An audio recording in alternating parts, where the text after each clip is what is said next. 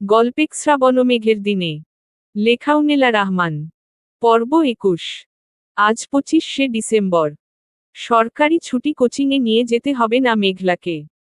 তাই শ্রাবণ বিকালের দিকে বন্ধুদের সাথে একটু হ্যাংআউটে গিয়েছিল। ফিরতে ফিরতে মোটামুটি অনেক রাত হয়ে যাবে বলে গিয়েছে, তাই কেউ যেন শ্রাবণের জন্য অপেক্ষা না করে। একটি মেলার মতো স্থানে এসেছে। 300 ফিট, যেখানে সব সময় মেলার মতো লেগেই থাকে। শ্রাবণ অবশ্যই জানত না এই জায়গাটির কথা। শ্রাবণ আমেরিকা যখন ছিল তখন এই জায়গাটি যাওয়ার সময় দেখে যায়নি। কয়েক বছর ধরেই হয়েছে এবং খুব ভাইরাল জায়গা। সকল বন্ধুরা মিলে এসেছে। শরীফ, নয়ন, কামাল, মিনহাজ দুটো বাইকে করে 4 জন এসেছে। 300 ফিটে নীলা মার্কেটে ভাইরাল হাঁসের মাংস দিয়ে ছিট রুটি এবং চিতই পিঠা খাবে, এটাই প্ল্যান হয়েছে। সবাই খাওয়া দাওয়া শেষ করে এদিক ওদিক হাঁটাহাঁটি করছিল। হঠাৎ করে শ্রাবণের চোখ পড়ল একটি লোক একটু টুকরি মধ্যে করে কিছু জিনিসপত্র নিয়ে বসে আছে। শ্রাবণ সিগারেট ধরিয়ে একটু একটু করে হেঁটে এগিয়ে গেল লোকটির কাছে। সাথে ছিল নয়ন। নয়ন বলল, কিরে, কোথায় যাচ্ছিস? শ্রাবণ বলল, দেখি ওই বুড়া আঙ্কেল কি বিক্রি করছে। নয়ন বলল, তুই দেখ, আমি একটু ছোট্টা ছেড়ে আসি। এদিক ওদিক তাকিয়ে নিরাপদ একটি জায়গা খুঁজে পেয়ে সে একটু হিসু করতে চলে গেল। এদিকে শ্রাবণ টুকরির দিকে তাকিয়ে লাল কিছু জিনিসের দিকে চোখ পড়ল। লোকটিকে শ্রাবণ একটি আঙ্গুল দিয়ে একটি বোতলের দিকে নির্দেশ করে বলল, মামা, এই জিনিসটা কি? লোকটি বলল, মামা, এটা হইতেছে আলতা। শ্রাবণে মনে পড়ে গেল মেঘলা সেই ছোটবেলার কথাটি। কি কি জিনিস হলে বিয়ে করবে? একটি লাল শাড়ি, একটি লাল লিপস্টিক, একটি কাজল আর একটি আলতা। আলতা এখানে পেয়ে গেল। সাথে চুড়িও আছে, লাল কাচের চুড়ি। শ্রাবণ বলল, আলতা যতগুলো আছে সবগুলো দিয়ে দিন। লোকটি বলল, মামা, কারে দিবেন, কজনরে দিবেন? শ্রাবণ বলল, একজনরে দিব মামা। লোকটি বলল, ঠিক আছে মামা, তাইলে একটাই নেন। একটাই অনেকদিন যাইব। কার লেগা নিবেন মামা? মাইয়া? শ্রাবণ হাসল। সিগারেট একটি টান দিয়ে হাঁটু ভেঙ্গে বসে বলল, হ্যাঁ মামা, মাইয়ার জন্য, তবে আমার না, শ্বশুরের মাইয়া। শ্রাবণে এবার চুড়ি দিকে আঙুল নির্দেশ করে বলল, এই লাল সবগুলো চুড়ি দিয়ে দিন। একজন ছোটবেলায় চেয়েছিল, বুঝলেন? ছোটবেলায় দিতে পারিনি, তাই বড় হওয়ার পর নিতেছি। শ্রাবণ একটি প্যাকেটে লাল চুড়ি এবং আলতাটা নিয়ে নিল। এখানে আর কিছুই নেই। হঠাৎ করে কি মনে করে কয়েকটি ফিতাও নিল। লাল ফিতা চুলে বাঁধবে। সবগুলো চুপচাপ পকেটে ঢুকিয়ে শ্রাবণ আবার নির্ধারিত জায়গায় এসে দাঁড়াতে শরীফ বলল, কোথায় গিয়েছিলি? আর ওই শালারে কই রেখে আসলি? শ্রাবণ বলল, কেন, ও আসেনি? সাথে সাথে নয়ন বলল, আইতাছি দোস্ত, হেব্বি লোড হয়েছিল, ছেড়ে আসলাম। শ্রাবণ বলল, আসার পর 3 বার গেলি? কি ডায়াবেটিক্স আছে? ফালতু কথা বলবি না। ডায়াবেটিস থাকবে কেন? শীতের দিন বেশি বেশি পানি খেলে আমার বেশি বেশি হিসু পায় রাত্রেবেলা, বলল নয়ন। ব্যাখ্যা শুনেই সবাই হেসে দিল। তারপর বলল, রাত 10টা বেজে গেছে, যেতে যেতে প্রায় 12টা বেজে যাবে। চল যাওয়া যাক। রাস্তাঘাটে জ্যাম পড়লে দেরি হয়ে যাবে, বলল শরীফ। মিনহাজ বলল, কি কিনলি রে ওই টুকরি থেকে? দেখলাম কি কি সব হাবিজাবি কিনলি। শ্রাবণ বলল, ওই ছোট বোনের জন্য। ছোটবেলায় ছোট বোন চেয়েছিল তখন, তাই আমেরিকা চলে গেলাম, তাই এখন হঠাৎ করে জিনিসগুলো দেখেই চোখ পড়ল, তাই নিয়ে নিলাম। মিনহাজ বলল, তা আপন বোন না, পারা তো বোন? কারণ আপন বোন 6 বছর আগে কি চেয়েছিল এই কথা তো এখন মনে থাকার কথা না। হ্যাঁ, পারা তো বোন হলে অবশ্য মনে থাকার কথা। ছোট্টবেলা প্রেম যদি আবার বড় বেলায় তাজা করা যায়। শ্রাবণ সাথে সাথে বলে উঠল, চুপ কর শালা, বোন বলেছি না। বোনই তো। শ্রাবণের বাসায় আসতে আসতে সত্যি সত্যি রাত 12টা বেজে গেল। তবে শ্রাবণ খুব ধীরে ধীরে বাইক ঢুকালো বাড়ির ভিতরে, যেন কেউ শব্দ শুনতে না পায়। চাবি নিয়ে গিয়েছিল, তাই কারো দরজাও খুলতে হয়নি। মেইন ডোর খুলে শ্রাবণ নিজের রুমে যাবে, ঠিক তখন চোখ পড়ল মেঘলা দরজা দিকে। আজকেও মেঘলা দরজাটা হালকা চাপানো। কি মনে করে যেন ভাবল দরজাটা খুলে জিনিসগুলো রেখে আসবে। মেঘলা সারপ্রাইজড হবে সকালে এগুলো দেখে। তাই সে কথা মনে করে নিজের রুমে না গিয়ে আগে মেঘলা রুমের দিকে গেল শ্রাবণ।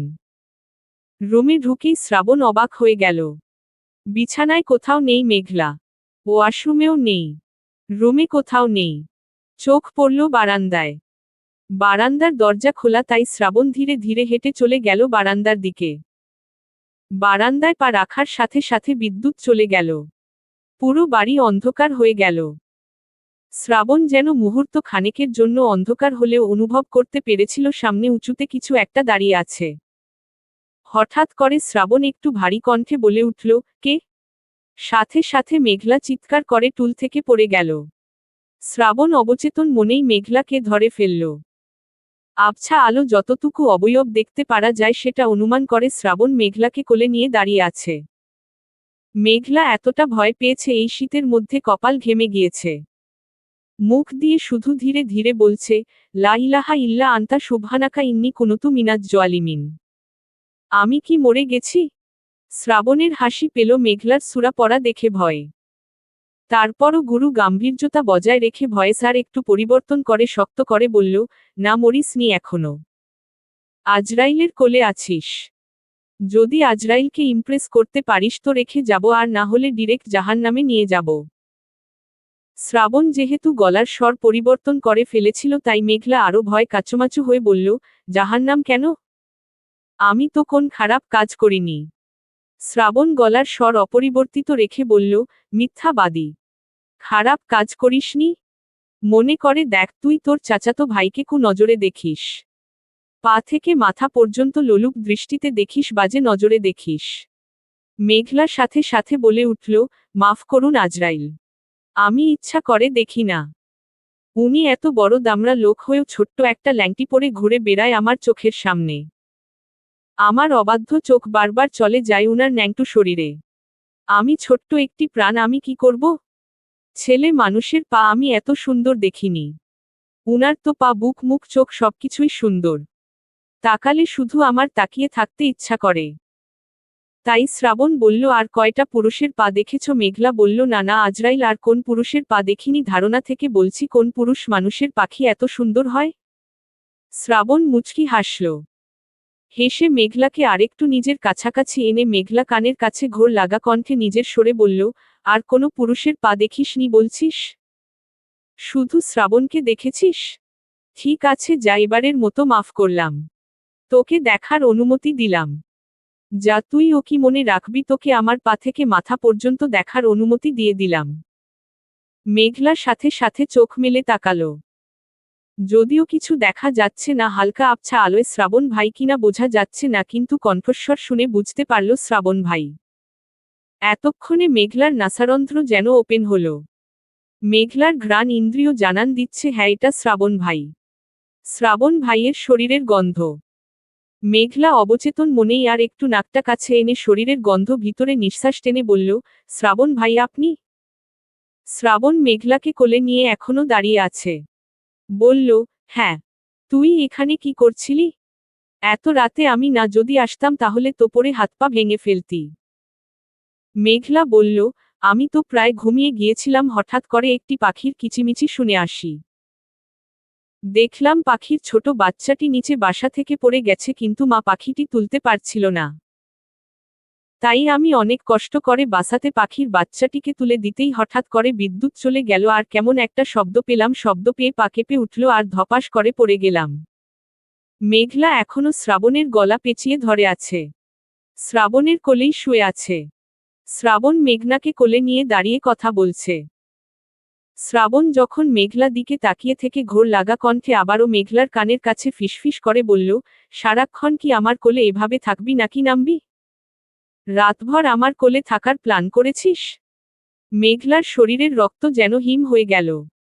বাইরে ঠান্ডা মৃদু বাতাস, তার উপরে শ্রাবণ ভাইয়ের এরকম শরীর হিম করা কথা। মেঘলা বলল, আপনি তো ছাড়ছেন না, ছাড়লে তো নেমে যেতে পারতাম। শ্রাবণ বলল, ও তাই? আমি ছাড়লে নামবি? বলেই শ্রাবণ যেই না মেঘলাকে ছেড়ে দিবে অমনি মেঘলা আবার শ্রাবণকে শক্ত করে দুই হাতে পেঁচিয়ে ধরল। বলল, এইভাবে কেউ ছাড়ে? ধীরে ধীরে নামাতে হয়। শ্রাবণ বলল, ও তাই? কিভাবে ছাড়ে? আমার তো জানা নাই। তাহলে তোর কাছ থেকে শিখতে হবে। প্রতিদিন তুই একবার করে কোলে উঠিস, আমি তোকে ধীরে ধীরে নামাবো। এভাবে প্র্যাকটিস করতে করতে একদিন শিখে যাব কি করে গলা থেকে বাদর নামাতে হয় ইনশাল্লাহ। মেঘলা অবাক হয়ে চোখ তুলে তাকালো শ্রাবণের দিকে। বলল, কি আপনি আমাকে বাদর বললেন? শ্রাবণ বলল, সরি সরি, তোকে আমার বাদর বলা উচিত হয়নি। রক্তচোষা বাদর বলা উচিত ছিল। রাত্রেবেলা ওই যে গাছে গাছে উড়ে বেড়ায়, আকাশে আকাশে ঘুরে বেড়ায়, আর সুযোগ পেলেই মানুষের ঘাড়ে ঝুলে পড়ে। মেঘলার খুব ইগোতে লাগল। মেঘলা ছটফট শুরু করে দিল নামার জন্য। শ্রাবণ বলল, এরকম করছিস কেন ছটফট? ছেড়ে দিলেই তো পড়ে যাবি। মেঘলা বলল, নামান আমাকে, আমি নেমে যাব। শ্রাবণ বলল, ঠিক আছে নামাচ্ছি। বলে শ্রাবণ ধীরে ধীরে রুমে ঢুকে বিছানার কাছে এসে বিছানায় বসিয়ে দিল মেঘলাকে। এখনো বিদ্যুৎ আসেনি। শ্রাবণ পকেট থেকে লাইটার বের করে মেঘলার সামনে জ্বালালো। জ্বালিয়ে মেঘলার উজ্জ্বল চোখ দুটো, নক্ষত্রের মতো জ্বলজ্বল করতে থাকা চোখ দুটো দিকে তাকালো। তারপরে বলল, মোমবাতি কোথায়? নিয়ে আয় দেখি বিদ্যুৎ লাইনে কি হয়েছে। মেঘলা সাথে সাথে চোখ দুটো নামিয়ে ফেলল। নামিয়ে বলল, ওই পড়া টেবিলের ড্রয়ারে আছে। শ্রাবণ উঠল, উঠে পড়ার টেবিলের ড্রয়ার খুলে মোমবাতি বের করে জ্বালালো। মেঘলাকে না দেখিয়ে পকেট থেকে প্যাকেটটি বের করে টেবিলে রেখে দিল। তারপর মেঘলা দিকে ঘুরে মেঘলাকে বলল, মোমবাতি নিয়ে আমার পিছনে পিছনে আয় চল। মেঘলা মোমবাতি নিয়ে শ্রাবণের পিছনে পিছনে ড্রয়িং রুমের কাছে এসে মেইন দরজা খুলে সিঁড়ির কাছটায় কারেন্টের মেইন সুইচের কাছে আসলো। এসে খুলে দেখতে লাগলো কি হয়েছে। একটি ফিউজ গিয়েছে। শ্রাবণ ফিউজটি চেঞ্জ করে দিতেই সাথে সাথে পুরো বাড়ি আলোকিত হয়ে গেল। শ্রাবণ ঘুরে মেঘলার দিকে তাকিয়ে বলল, ডান। মোমবাতি নিভা। যা উপরে যে চুপচাপ শুয়ে পড়। আর খবরদার সন্ধ্যার পর রাত্রেবেলা একা একা বারান্দায় গিয়ে এরকম কিছু করতে যাবি না, সমস্যা হলে বাড়ির কাউকে বলবি। মেঘলা বলল, ঠিক আছে ভাইয়া। আপনার কি কিছু লাগবে? শ্রাবণ বলল, না আজকে আর কিছু লাগবে না। যার রুমে যে শুয়ে থাক। মেঘলা সাথে সাথে সিঁড়ি ভেঙে উপরে গিয়ে নিজের রুমে চলে গেল। শ্রাবণ ও মেঘলা পিছনে পিছনে ছিল। মেঘলার রুমে যাওয়ার দিকে তাকিয়ে রইল কিছুক্ষণ। মুচকি হেসে তারপর নিজের রুমে প্রবেশ করল। সকাল সকাল খাবার টেবিলে সবাই একসাথে খেতে বসেছে। এমন সময় মেঘলা উপর থেকে দৌড়ে দৌড়ে সিঁড়ি ভেঙে নিচে নামছে। শ্রাবণের চোখ পড়ল মেঘলার দিকে। দুই বেনি করেছে, লাল ফিতা বেঁধেছে চুলে, হাতে লাল চুড়ি, পায়ে আলতা দিয়েছে। শ্রাবণের এক দৃষ্টিতে তাকিয়ে রইল মেঘলার দিকে। এই ছোট্ট ছোট্ট কয়েকটি জিনিসে কি অদ্ভুত পরিবর্তন হয়েছে মেঘলার। ঠিক যেন অন্যরকম লাগছে, চেনাই যাচ্ছে না মেঘলাকে। ফর্সা সরু সরু পা দিয়ে যখন এক একটা সিঁড়ি ভেঙে নিচে নামছিল মেঘলা, পায়ের আলতাগুলো যেন নজর কেড়ে নিচ্ছিল শ্রাবণের। মেঘলা দৌড়ে দৌড়ে টেবিলের কাছাকাছি এসেই চেয়ার টেনে বসে পড়ল। তারপর এদিক ওদিক তাকিয়ে সাবিহা সুলতানার দিকে তাকিয়ে বলল, আম্মু, আমার রুমে আলতা, চুড়ি আর ফিতা তুমি রেখে এসেছ? সাবিহা সুলতানা অবাক হলেন। বললেন, কই না তো। আমি তো কয়েকদিন ধরেই তোর রুমে কিছুই রাখি না। তাই অবাক হয়ে গেলেন। তোর বাবা হয়তো রেখেছে। মেঘলা অতি উচ্ছ্বাসী হয়ে দেখালো হাতে রিনিঝিনি চুড়ি, বারবার হাত নাড়িয়ে নাড়িয়ে দেখালো চুল, দেখালো এই লাল ফিতা, আর পাটা সবার সামনে তুলে ধরে দেখালো এই যে আলতা। সাবিহা সুলতানা বললেন, এমন করছো কেন? সবাই খাচ্ছে তো। এত উপরে কি পা তুলে নাকি? আর কে রেখেছে আমি তো বলতে পারবো না। তোমার রুমে কে গিয়েছিল? সাজ্জাদ খান অবাক হলেন।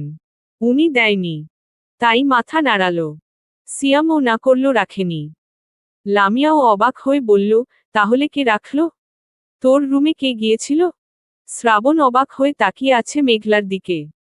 এই ছোট্ট একটি বিষয় নিয়ে এত কথা, এত বলার কি আছে? আর জানারই বাকি আছে? শ্রাবণ শুধু আল্লাহ আল্লাহ করছে, কোনভাবে ওর নাম ফ্লাশ না হয়ে গেলেই হয়।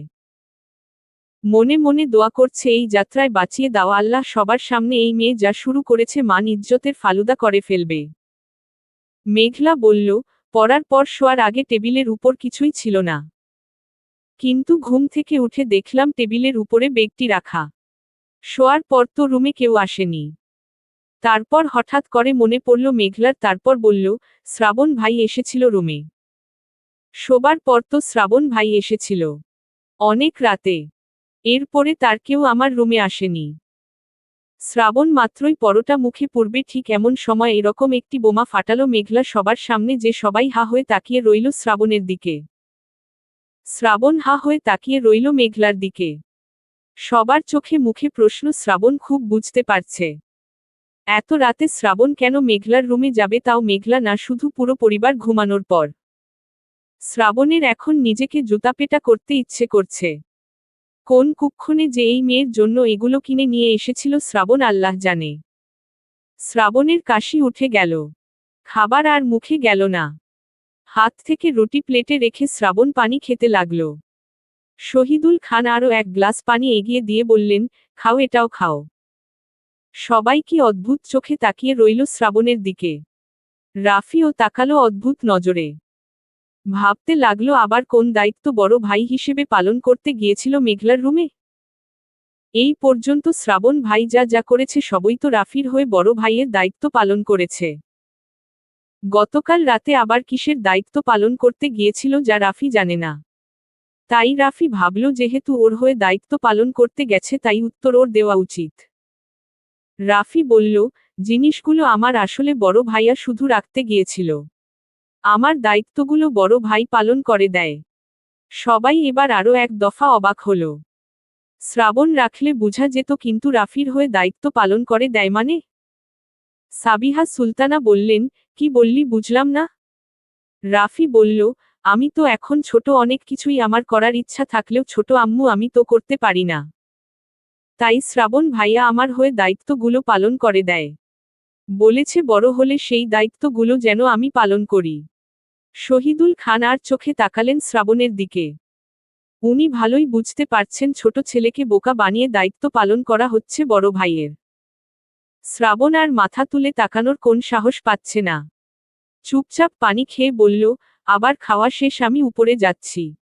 বলেই মুখ লুকিয়ে পালালো শ্রাবণ। রাফি মেঘলার দিকে তাকিয়ে বলল, তোমার জিনিসগুলো পছন্দ হয়েছে? মেঘলা বলল, খুব। রাফি বলল, হ্যাঁ ভাইয়া আমার হয়ে নিয়ে এসেছে। তাই ভাইয়া রাখলেও মনে করো যে আমি দিয়েছি। শ্রাবণ ভাইয়া তোমার জন্য যা যা করে সব এগুলো আমি করতাম। আমি ছোট তাই ভাইয়া তোমার জন্য করে দেয়। আর বলেছে বড় হলে এগুলো আমি করব।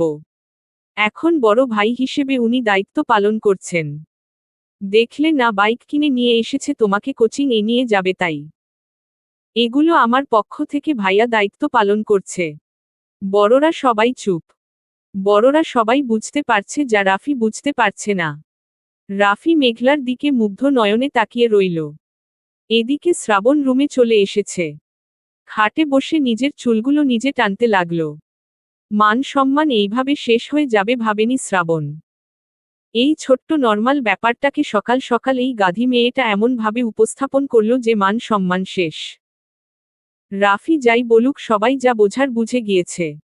এত রাতে শ্রাবণ কেন মেঘলা রুমে থাকবে? সবার দৃষ্টি কি কি প্রশ্ন করছিল শ্রাবণ জানে। এখন তাদের সামনে কি করে যাবে শ্রাবণ? সারাদিন আর রুম থেকে বের হয়নি শ্রাবণ। দুপুরের ঠিক একটু পরেই বের হলো শ্রাবণ। কোচিং এ নিয়ে যেতে হবে আজ মেঘলাকে। তাড়াতাড়ি রেডি হয়ে নিচে নামতে বলল, মেঘ রেডি হয়ে নিচে নাম। আমি বাইরে আছি। বলেই শ্রাবণ বাইরে বেরিয়ে গেল। শ্রাবণ বাইকে উঠে সবকিছু ঠিকঠাক করছিল।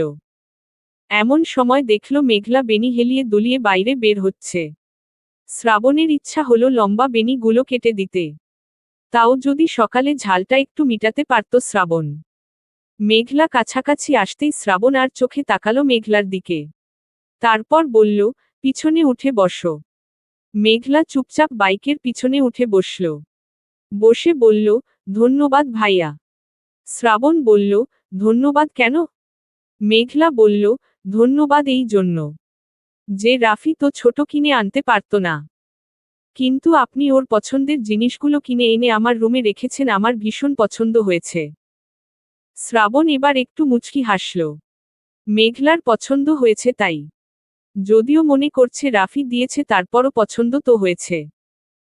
তাই বলল, ঠিক আছে, এরপরও যদি চাস রাফির হয়ে আমি সামনেও দায়িত্ব পালন করি, তোকে এটা সেটা গিফট করি, তাহলে কিন্তু এইভাবে সবার সামনে বলতে পারবি না। সবাই জানলে আমি আবার দায়িত্ব পালন করতে পারবো না। আমি চুপচাপ দায়িত্ব পালন করাই বিশ্বাসী। মেঘলা বলল, কেন, সবাই জানলে সমস্যা কি? সবাই আরো খুশি হবে, আপনি আমার জন্য কত কিছু গিফট নিয়ে আসছেন তাই। সব কিছু বলার একটা সময় আছে। এই মুহূর্তে না বলতে চাই না। তাই তুই যদি সামনেও এরকম কিছু পেতে চাস রাফির পছন্দের, তাহলে কাউকে আমার কথা বা রাফির কথা বলতে পারবি না। প্রমিস করলে সামনেও গিফট পাবি, বলল শ্রাবণ। মেঘলা বলল, ঠিক আছে, আর বলবো না। শ্রাবণ মনে মনে মুচকি মুচকি হাসল। মনে মনে বলল, গাধি একটা। কি বোমাটাই ফাটালো সকালবেলা সবার সামনে। মান সম্মান একদম রফা দফা হয়ে গেল। 2 ঘন্টা কোচিং করিয়ে শ্রাবণ মেঘলাকে বাইকে চড়িয়ে ফিরিয়ে আনছিল, হঠাৎ এমন সময় রাস্তায় একটি অ্যাক্সিডেন্ট হলো। শ্রাবণ মেঘলাকে নিয়ে বাইকটি একটু সাইডে চাপিয়ে দাঁড়ালো। যেহেতু গাড়ি আসছে, অ্যাম্বুলেন্স আসছে, পেশেন্ট উঠাতে পুরো রাস্তা ব্লক। রাস্তায় ক্লিয়ার হলে তাহলে যেতে পারবে। অ্যাক্সিডেন্ট স্পটের কাছে যেতে পারছে না শ্রাবণ, কারণ মেঘলা সাথে আছে। মেঘলা ভয় পাচ্ছে। শ্রাবণের হাত দুটো চেপে ধরে বলল, কি ভয়ঙ্কর। রক্ত দেখলে আমার ভীষণ ভয় লাগে ভাইয়া। এমন সময় অ্যাম্বুলেন্সে পেশেন্ট উঠানোর সময় স্ট্রেচারে কাপড় দিয়ে যে ঢাকা ছিল, লোকটির রক্তাক্ত হাতটি বের হয়ে গেল। মেঘলা ওই দিকে তাকাবে ঠিক তার আগে শ্রাবণ মেঘলা চোখ দুটো ধরে শ্রাবণের বুকের সাথে মিশে ফেলল মেঘলাকে। মেঘলা কিছু বুঝে ওঠার আগেই মেঘলা নিজেকে আবিষ্কার করল ঠিক শ্রাবণের বুকের সাথে। শ্রাবণ মেঘলাকে লেপ্টে ধরে আছে নিজের সাথে। এক হাত দিয়ে মেঘলার কোমরে চেপে ধরেছে আর এক হাত মেঘলা চোখের উপরে। হঠাৎ এমন হাওয়ায় মেঘলার যেন কি হয়ে গেল। শিরদাঁড়া বেয়ে যেন ঠান্ডা শীতল স্রোত নামতে শুরু করল। মেঘলার গায়ে প্রত্যেকটি লোমকূপ দাঁড়িয়ে গেল শিহরণে। হৃদয় স্পন্দন বেড়ে গেল মেঘলার। জোরে জোরে শ্বাস নিতে লাগল। মেঘলার শ্বাসে ওঠানামা, প্রত্যেকটি শ্বাসের ওঠানামা অনুভব করতে লাগল শ্রাবণ নিজের বুকে। সময় থমকে গেল। শ্রাবণের হৃদয়ের স্পন্দন কয়েকটি থেমে গেল বোধ হয়। শ্রাবণের এই শীতেও কপাল বেয়ে ঘাম ঝরছে। পেশেন্ট অ্যাম্বুলেন্সে উঠানো হয়ে গেলে শ্রাবণ ধীরে ধীরে চোখ ছেড়ে দিল মেঘলার। কোমর থেকেও হাত সরিয়ে ফেলল। মেঘলা একটু সামনে যেয়ে দাঁড়াল।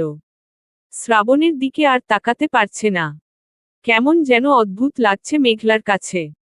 অজানা এক অনুভূতিতে শিহরণ বয়ে যাচ্ছে মেঘলা শরীরে মনে। শ্রাবণ পরিস্থিতি নরমাল করার জন্য এগিয়ে গেল বাইকের কাছে। বলল, তাড়াতাড়ি উঠো বাইকে, দেরি হয়ে যাচ্ছে, সবাই টেনশন করবে। মেঘলা ও আর সময় নষ্ট করল না। চুপচাপ উঠে বসল বাইকের পিছনে। বাইক স্টার্ট দেওয়ার আগে শ্রাবণ বলল, পিছনে ধরে বসো, না হলে পড়ে যাবি। আসলে কিছুক্ষণ আগে যে অ্যাক্সিডেন্টটা হয়েছিল সেটা বাইক আর একটি প্রাইভেট কারের অ্যাক্সিডেন্ট। তাই শ্রাবণ সাবধান করার জন্য বলল, ভালো করে ধরে বসিস, না হলে পড়ে যেতে পারিস। মেঘলা সবসময় শ্রাবণের কাঁধে হালকা হাত রেখে বসে। এর থেকে ভালো করে কি করে ধরে বসবে মেঘলা বুঝতে পারছে না। মেঘলা কিছুক্ষণ হাত এদিক ওদিক দিয়ে ভাবতে লাগলো কোথায় ধরবে। শ্রাবণ খেয়াল করছে সব। মেঘলার দ্বিধা দেখে শ্রাবণ মেঘলার হাতটি পিছন থেকে ধরে সামনে এগিয়ে এনে নিজের কোমর জড়িয়ে দিয়ে বলল, এভাবে জড়িয়ে ধরে বসো, না হলে পড়ে যাবি। মেঘলা যেন লজ্জায় শেষ হয়ে যাচ্ছে। আজ সারাদিন মেঘলার লজ্জা পাওয়ার দিন। এভাবে বুঝি জড়িয়ে ধরে বসা যায় কাউকে? কোমর জড়িয়ে ধরে বসার কারণে একদম গায়ের সাথে গা লেগে আছে শ্রাবণের আর মেঘলার। শ্রাবণ মেঘলাকে লজ্জা থেকে বাঁচাতে বলল, লজ্জা পেতে হবে না। পরপুরুষ না নিজের পুরুষ, মানে নিজের আপন চাচাতো বড় ভাই, তাই নিজের পুরুষ ভাবতে পারিস। রক্তের সম্পর্ক বুঝলি? নিজের রক্ত, তাই নিজের পুরুষ। কি অদ্ভুত যুক্তি উপস্থাপন করলে শ্রাবণ নিজেই নিজের কথায় মুচকি মুচকি হাসল। এদিকে শীতের প্রকোপে মেঘলা জোরে কোমর পেঁচিয়ে ধরে আছে। অদ্ভুত ভালো লাগছে শ্রাবণের। আজ সব কিছুই অদ্ভুত সুন্দর লাগছে শ্রাবণের কাছে। চলবে। গল্পটা কেমন লাগলো জানাবেন ও সাবস্ক্রাইব করতে ভুলবেন না প্লিজ।